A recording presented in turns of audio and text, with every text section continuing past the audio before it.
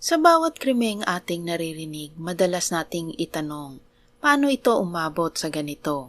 Sa kaso ng grade 8 student na si Jane Entinado, ang tanong na iyon ay mas masakit dahil ang taong pumatay sa kanya ay minsan niyang minahal. Isang desisyong kumawala sa maling relasyon ang naging mitya ng isang trahedyang hindi na mababawi. Bago tayo magsimula ay huwag kalimutang mag-like at pindutin ang subscribe button at notification bell para maging updated kayo sa bago nating Tagalog True Crime Stories. Si Jane Entinado na taga Nueva Ecija ay kilala ng kanyang mga kaibigan at kapamilya bilang isang masigla, independent at malambing na tao. Siya ay bunso sa 3 magkakapatid at may malinaw na pangarap para sa sarili at sa hinaharap na nais niyang buuin. Noong 2023 nakilala niya si Maynard Canoza sa Santa Rosa National High School. Naging magkasintahan ng dalawa at kasabay nito ay napalapit si Maynard sa pamilya ni Jane at itinuring pang pangalawang magulang ang nanay ng kanyang girlfriend.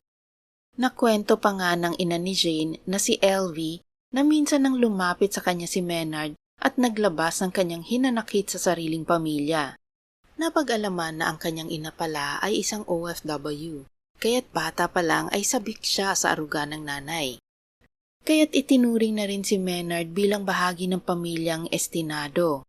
Ngunit tulad ng maraming kwento ng pag-ibig, ang kanilang relasyon ay hindi na natiling maayos.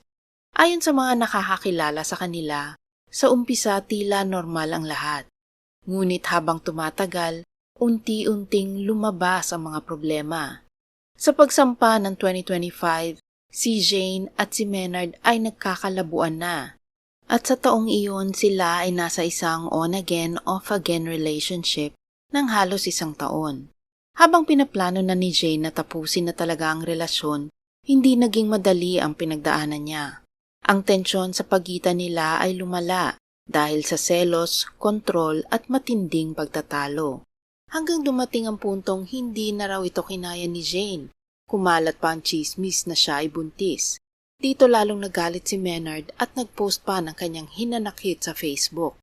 Buti na lamang ay hindi nawala ang suporta ng pamilya, kaibigan at mga guro ni Jane at sila ang nagpatatag sa dalaga upang tuluyan ng wakasin ang ugnayan nila ni Maynard. Isang desisyong para sa kanya ay hakbang patungo sa kalayaan. Ngunit para kay Maynard ayon sa pulisya, ito ay isang bagay na hindi niya matanggap. Maraming relasyon ang nagtatapos ng mapayapa. Ngunit may mga pagkakataon na ang hiwalayan ay nagiging mitya ng galit at karahasan. Ayon sa mga ulat matapos ang breakup, patuloy pa rin umanong sinusubukang kausapin ni Maynard si Jane. Nagpatulong ang dalaga sa kapatid na si Cyrus na ayusin ang Facebook at Messenger accounts niya dahil may access ang kanyang ex-boyfriend dito. Lalong naging possessive si Maynard. Gumawa siya ng peking account sa social media para makontak si Jane at sinubukang kontrolin ang kanyang online presence. Sa kabila nito, handa si Jane na wakasan ang relasyon at tinulungan siya ng kanyang pamilya para protektahan ang kanyang sarili. Lumipat siya ng paaralan at nag-aral sa Santa Rosa Integrated School. Ayon sa kuya na si Cyrus, sinubukan niyang paalalahanin si Jane, lalo na dahil may mga nakaraan si Maynard na nakakaalarma. Ayon sa mga kwento noong bata pa ito, may ulat na nagkaroon siya ng agresibong kilos sa mga kaklase, kabilang ang pagtapon o paghagis ng upuan ng isang guro. Bukod dito, mas matanda si Maynard kumpara sa kanyang mga kaklase sa grade 10. Sa edad na 18 ay dapat nasa kolehiyo na siya, kaya't napagtanto nilang baka may problema ito sa pag-iisip at posibleng problema sa pagkontrol ng kanyang emosyon. Isang insidente rin ang naalala ng kapatid ni Jane kung saan sinuntok ni Maynard ang isang lalaking kaklase matapos itong humiram lamang ng minifan kay Jane na nagpapakita ng labis na selos at possessive na ugali. Sa kabila ng lahat ng mga senyales na ito, hindi inakala ng pamilya na mauuwi ito sa matinding karahasan. Alam nilang mahal ni Maynard si Jane, ngunit sobra at mapanupil ang kanyang ginagawa. Noong August 7, muling nagkita sina Jane at ang kanyang ex. Nakapuslit ang binata sa paaralan kahit hindi naman ito estudyante doon. Pinapalabas ni Maynard si Jane sa classroom, ngunit hindi ito pumayag.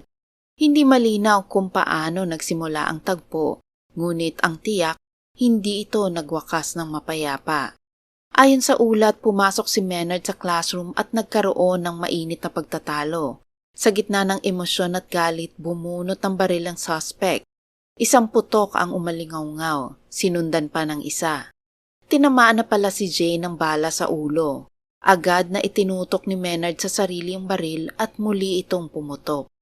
Nagkagulo sa loob ng classroom. Dumating ang mga pulis at ambulansya at sinugod ang dalawa sa ospital. Sa loob lamang ng ilang segundo, nagbago ang buhay ng maraming taong nagmamahal kay Jane. Matapos ang pamamaril, mabilis na rumisponde ang mga pulis sa lugar ng insidente. Kinordon ang lugar at sinimulan ang masusing investigasyon. Kinilala agad ang pangunahing suspect na si Maynard, ang dating karelasyon ni Jane. Ayon sa mga otoridad, may mga ebidensyang nagtuturo na ang krimen ay hindi aksidente, kundi isang sinadyang pag-atake na nag-ugat sa personal na alitan. Isang crime of passion ayon sa pulisya. Sa mga ganitong kaso, madalas lumilitaw ang parehong pattern. Isang taong hindi matanggap ang hiwalayan at pinipiling gumamit ng dahas upang maibsan ang galit o makuha ang kontrol. Ayon sa mga eksperto, ang ganitong uri ng krimen ay madalas nag-uugat sa matinding selos, takot sa pagkawala, at maling paniniwalang pagmamay-ari ang isang tao. Sa kaso ni Jane, malinaw na biktima siya ng isang relasyong nauwi sa karahasan. Matapos ang krimen, namatay ang 18 years old na si Maynard kinabukasan. Si Jane naman ay nag-aagaw buhay pa rin sa ospital at kinailangang maoperahan sa lalong madaling panahon. Humingi ng tulong pinansyal ang pamilya ng biktima dahil sa maaaring umabot sa 1 milyon ang gastusin para malapatan ng lunas. Ayon kay Cyrus, 2 beses ni-revive ang kanyang kapatid na comatose, kaya't alam niyang lumalaban pa ito para mabuhay. Ngunit noong August 12 ay tuluyan ng binawian ng buhay ang 15 years old na dalaga dahil sa patuloy na pagdurugo ng utak sanhi ng tama ng bala. Kahit nawala na ang suspect ay patuloy pa rin ang investigasyon ng mga pulis. Kailangan nilang alamin kung saan galing ang baril na ginamit at kung paano ito nakalusot sa gate ng paaralan. Maaari daw sumabay ito sa dagsa ng mga magulang na susundo sa mga bata. Dahil sa walang dalang bag ay madali itong nakapuslit papasok ng Santa Rosa Integrated School. Bilang tugon sa nangyaring insidente, agad na nagsagawa ng pagpupulong ang Department of Education at ang lokal na pulisya upang talakayin ang mga posibleng hakbang para mapalakas ang seguridad sa mga paaralan. Dahil dito, napagkasunduan na dagdagan ng security personnel upang maiwasan ang kahalintulad na insidente sa hinaharap.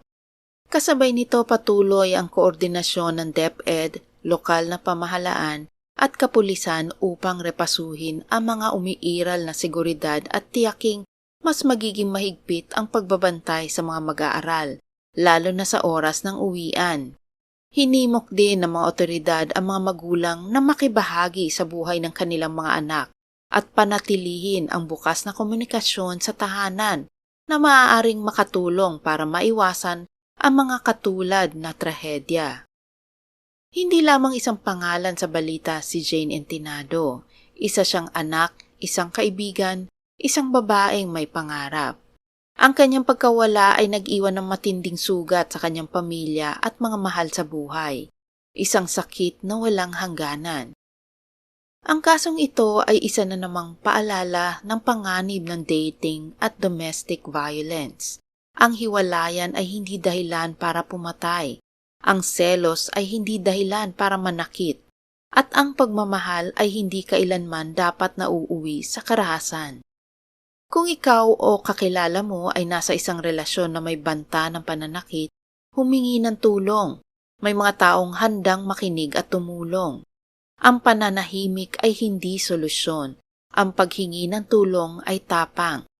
Ang kwento ni Jane Entinado ay hindi dapat makalimutan. Hindi para sa takot, kundi para sa babala. At higit sa lahat, para sa hustisya. Salamat sa pakikinig sa kwentong aking ibinahagi.